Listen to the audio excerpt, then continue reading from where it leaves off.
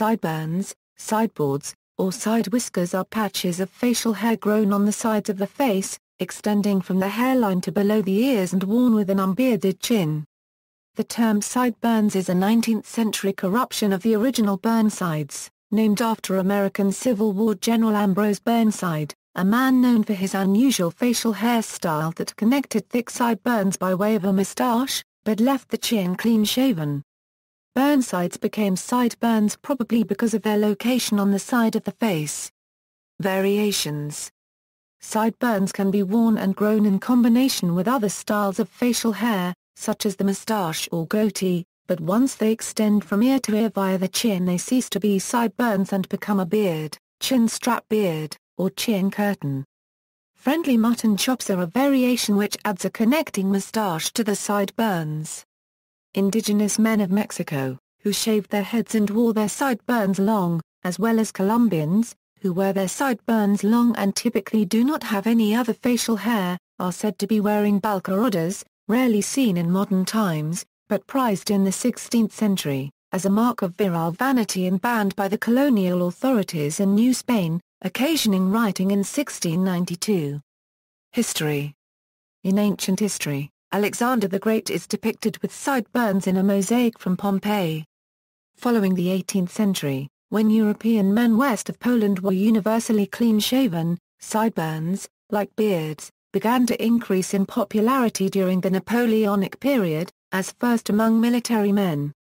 The trend eventually made its way to Meiji Japan, in the first wave of Western fashion there.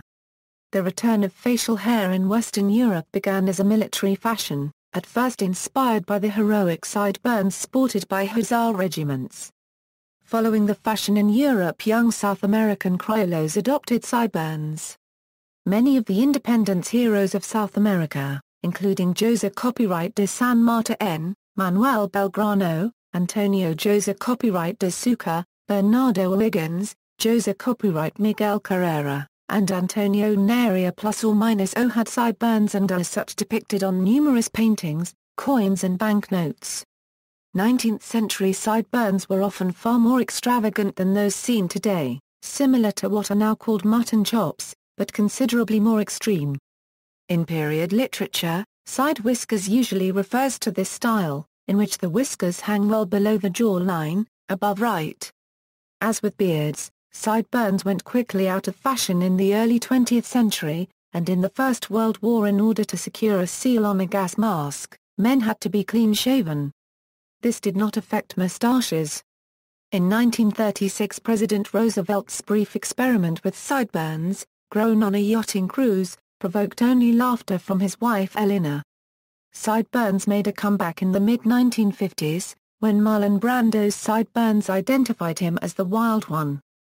Spurred by Elvis Presley, sideburns were sported by hoods, greasers, and rockers as an emblem of rebellious post-pubescent manliness by young men who scorned to be Ivy League. Sideburns gained new connotations in 1960s hippie subculture. The struggle of a New Jersey youth to wear sideburns to his public high school graduation made a newspaper article in 1967, and in the late 1960s and early 1970s among youth subcultures such as hippies and skinheads. Sideburns also became a symbol of the gay club scenes of San Francisco and Sydney, primarily limcops. Because of their multifarious history, sideburns may be seen as stuffily Victorian and ultra-conservative, a sign of rebelliousness, or merely an artifact of current fashion. See also, beard, facial hair, peyote, stubble, references. External links, statues with sideburns. A collection of statues of showing sideburns.